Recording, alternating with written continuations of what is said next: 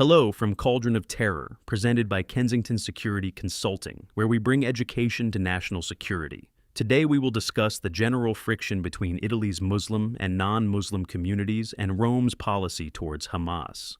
Until the American-Israeli war on Iran, Italian Prime Minister Giorgia Meloni had positioned Italy as one of the more pro-American European states and less hostile to Israel than most. Immediately after the Hamas attacks on October 7, 2023, she expressed sympathy for the Israeli victims. She then vacillated and called for a de-escalation of hostilities. She feared a heavy-handed Israeli response in Gaza would engulf the Middle East in a broader war. She said, "Although our starting points are far apart, our interests overlap perfectly. That what is happening in Gaza does not become a much wider conflict, a religious war, a clash of civilizations."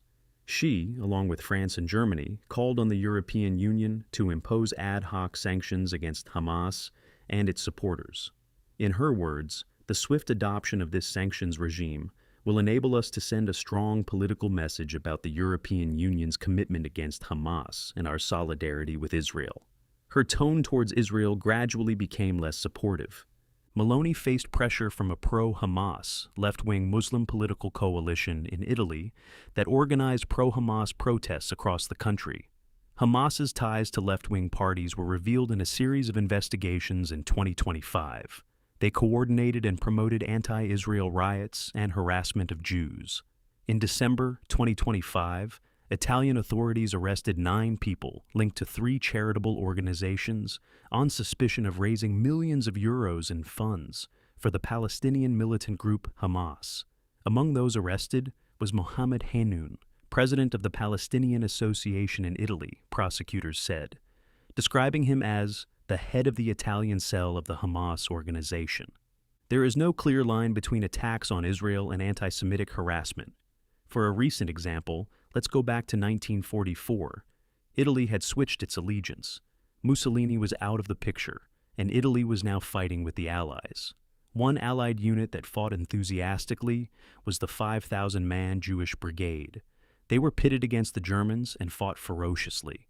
In April 2026, Italian leaders invited descendants of that brigade to participate in the Milan Liberation Day March, which celebrated the expulsion of German forces from Italy. This was not new. The children and now grandchildren of the brigade marched proudly, hoisting placards bearing the Star of David. But in 2026, things were different. Thousands of Italians from the far-left pro-Hamas coalition descended on the brigade's marchers, blocked their path, and began hurling curses and insults, including "Zionists out of Milan! Long live Hitler!" You're lucky you're not soap bars. Police required the brigade marchers to leave the parade and disband.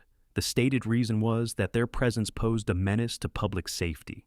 Emanuele Fiano, a Jewish former Italian MP, said bluntly, "We were kicked out. I can't describe it any other way." For Emanuele Fiano, an Italian politician and former president of the Jewish community of Milan, this was his 50th march. His first had been with his father, carrying signs about the concentration camps. This is one example among many that underscores tensions between Muslims and non-Muslims in Italy and across the continent. Muslims have become a strong political bloc, and Italian authorities have grown increasingly sensitive to issues that offend Muslims. Pork is one such issue. Some of the tensions appear almost comical, but they add up to create an undercurrent of social friction. For example, in Padua, Muslim leaders demanded that a plastic pig displayed in a delicatessens window be removed. A Muslim elder declared that the presence of a pig was inappropriate. The deli's proprietor responded that the offending swine promoted his pork sandwiches. The pig is yellow, stationary, and clearly a facsimile of a real pig. It could not be mistaken for a living pig. While many Muslims declared that the pig was, in their words, in poor taste, the deli owner has stood his ground and said it will stay where it is. As for the courts, they have ruled that there is no legal basis for defenestrating the pig. As of this writing, the standoff continues. On a related note, there are reports of young Italian women strolling with leashed pet pigs. What gives? Muslims traditionally consider pigs unclean, so these women believe walking with a pig keeps away predatory male attention. Videos flooded social media, showing women confidently walking their pigs down the street. Some even dress them in pink bows. But some investigators have dismissed stories about leashed pigs in Muslim areas of European cities, particularly in France, as fake news. A reporter from MSN followed a woman walking a pig in Paris, but she could not confirm any connection to Islam. The reporter speculated that these pigtails were hoaxes by Europeans who disliked Muslims. These false claims were barbs of soft aggression meant to stir resentment against Muslims. The only confirmed strolling pet pigs in Italy were Dior the piglet and Hansel the lamb, which is an odd name for a pig. Real or not, funny or not, the angst over pigs is another example of cultural friction in Europe today. What to do about these cultural tensions? In October 2025, Prime Minister Giorgia Meloni proposed a series of nationwide laws to address the immigration challenge. She looked to municipal regulations in Italy as models for broader laws. First, the Islamic face covering would be banned. Under the draft legislation, individuals found violating the ban could face fines ranging from €300 to €3,000. This is proposed for security reasons. Criminals hide behind face masks, and clever lawbreakers could pose as burqa-clad women. Second, coerced marriages would be banned. Italian leaders announced that they would protect women, particularly girls, from being forced to marry men they were not attracted to. Third, radical clerics could be expelled more easily. In October 2024, Italian authorities expelled a Pakistani imam, Zulfikar Khan, who had publicly endorsed Hamas and disseminated hateful rhetoric. Fourth, there have been municipal bans on prayer gatherings. Some leaders view these gatherings as an expression of collective political power and as an obstruction to vehicle and pedestrian traffic. A fifth and challenging suggestion is to promote European beachwear as Muslim swimming attire, particularly the burkini. Meloni called fully draped women swimmers. She characterized clothed swimming as an unacceptable form of Islamization, threatening community standards. Related to this is the sixth plan, which involves canceling women-only pool events.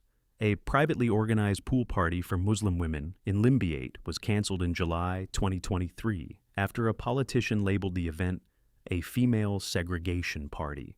The cancellation reflected a national concern that Islamic migration is increasing male-female segregation after much progress has been made in breaking down sex barriers. The seventh plan is to restrict mosque expansion.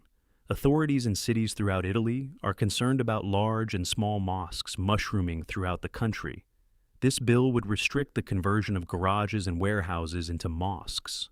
Will all of these proposals be turned into law, and will they be enforced? This is the subject of future podcasts. Perhaps the most alarming concern is violence and its place in Muslim-non-Muslim relations in Europe. Some recent killings illustrate the difficulty of determining how much of this violence is connected to religion. One example concerns a North African migrant who decapitated a homeless woman in Florence. This may have nothing to do with Islam. Italian police described the suspect as a young man from North Africa and known to suffer from mental health problems, and said the pair were seeing each other and shared a makeshift shelter in the area. What were his motives? We don't know, despite having read several articles. By all accounts, he was a drug-addled homeless criminal. His motives may have had nothing to do with his religion. However, the police's statements do not address this issue. Robert Spencer, a critic of Islam, opined that the claim of mental illness would be significantly more credible if it weren't the fallback excuse that European authorities so frequently use for jihad activity. They do not admit the existence of Islamic jihad, and many have decided to classify jihadis as mentally ill. This does not, however, make the global jihad disappear. This concludes this podcast.